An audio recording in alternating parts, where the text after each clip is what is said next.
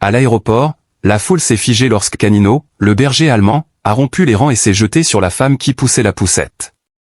Son rugissement soudain a résonné dans le terminal comme un coup de semonce, et pendant un instant, personne n'a compris pourquoi un contrôle de sécurité de routine s'était transformé en une situation d'urgence provoquant la panique des agents. La femme, haletante, a reculé la poussette en criant à l'aide tandis que le chien chargeait de nouveau, non pas par agressivité aveugle, mais avec une sorte d'urgence frénétique qui a glacé le sang de tous les passagers. Les agents ont crié des ordres et ont tenté de l'arrêter.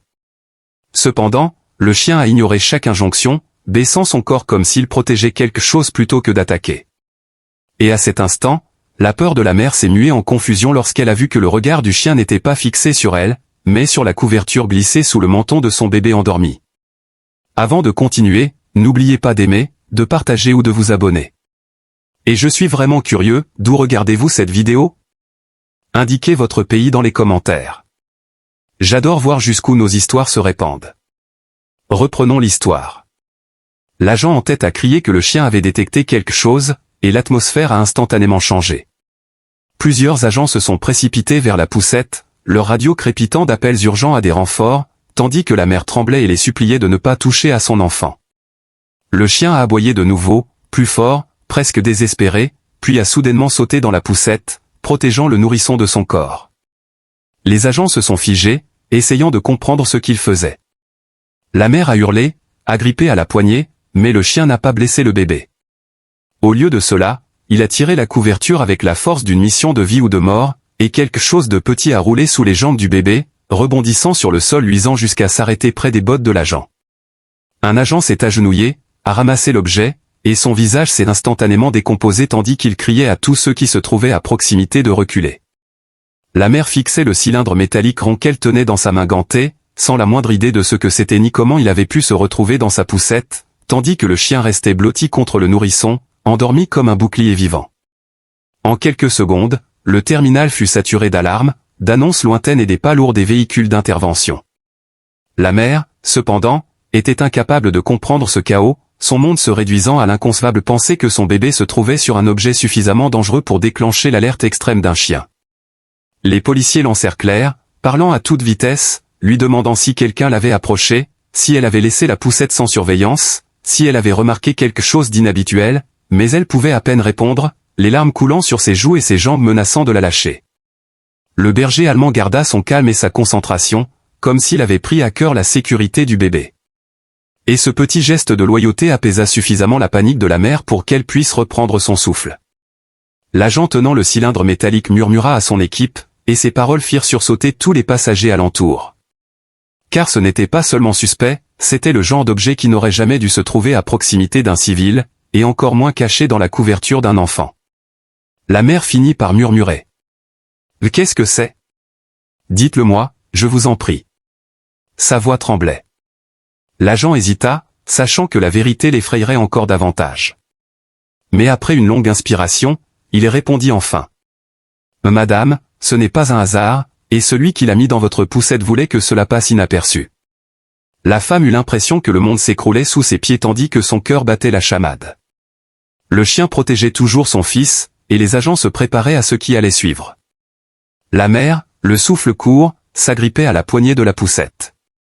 Le poids des paroles de l'agent l'accablait comme un nuage d'orage dont elle ne pouvait se dissiper.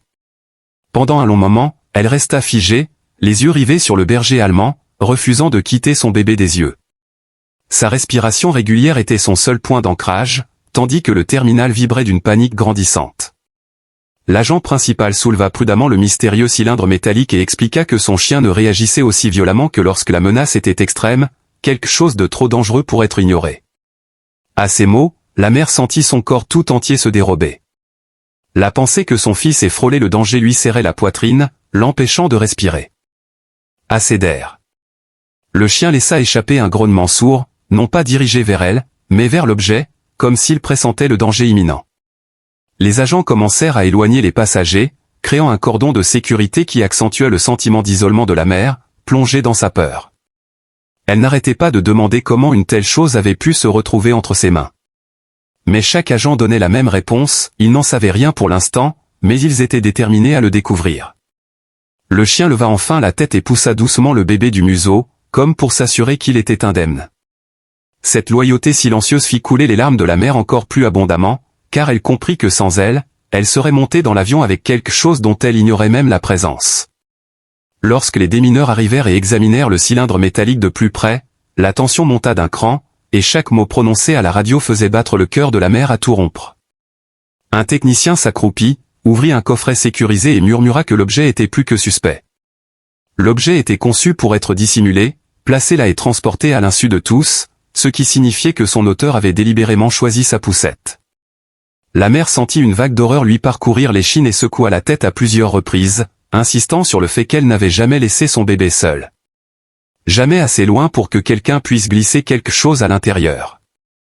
Mais un agent lui rappela gentiment que même un instant d'inattention dans un aéroport bondé pouvait suffire. Le berger allemand se tendit soudain, les oreilles dressées, les yeux fixés sur quelque chose derrière eux. Et dans cette seconde de tension, les agents se retournèrent brusquement, les mains hésitantes au-dessus de leurs étuis, leurs instincts en alerte. Quelqu'un au loin se mit à courir, zigzagant entre les passagers, ignorant les ordres de s'arrêter, et les agents se lancèrent à sa poursuite tandis que le démineur sécurisait rapidement l'objet.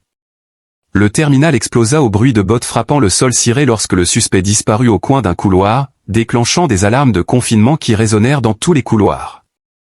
La mère assistait impuissante au chaos qui se déroulait sous ses yeux. Ses mains tremblaient sur la poussette, le chien collé contre elle, comme s'il refusait de quitter son bébé, même un instant. Elle murmura un « merci », tremblant, la voix brisée, car elle comprit soudain que le chien n'avait pas seulement sauvé son enfant. Il avait pu empêcher bien pire, quelque chose qui aurait pu mettre en danger tous les occupants du terminal. Quand l'officier responsable revint quelques instants plus tard, essoufflé et bouleversé, il lui annonça que le suspect avait réussi à s'échapper, mais qu'il avait laissé derrière lui quelque chose d'encore plus troublant. Les images de vidéosurveillance montraient qu'il l'observait, la suivait, attendant le moment idéal pour placer l'engin explosif. La mère sentit son corps tout entier s'effondrer. La réalisation qu'elle était visée lui fit perdre ses moyens. Elle se cramponna à la poussette, tandis que son bébé dormait paisiblement, inconscient du cauchemar qui se déroulait autour d'eux. L'officier la rassura, elle serait en sécurité jusqu'à ce qu'ils en sachent plus. Et lorsqu'elle baissa enfin les yeux vers le berger allemand, qui se tenait là, imperturbable et vigilant, elle ressentit une vague de gratitude plus forte que tout ce qu'elle avait jamais éprouvé. Le chien avait pressenti le danger bien avant tout le monde, et grâce à lui, une catastrophe avait été évitée avant qu'elle ne se produise. Cette histoire a touché des millions de cœurs. Si elle vous a touché, n'hésitez pas à la liker. Commentez, oui, et abonnez-vous ou suivez-nous pour découvrir d'autres histoires extraordinaires comme celle-ci.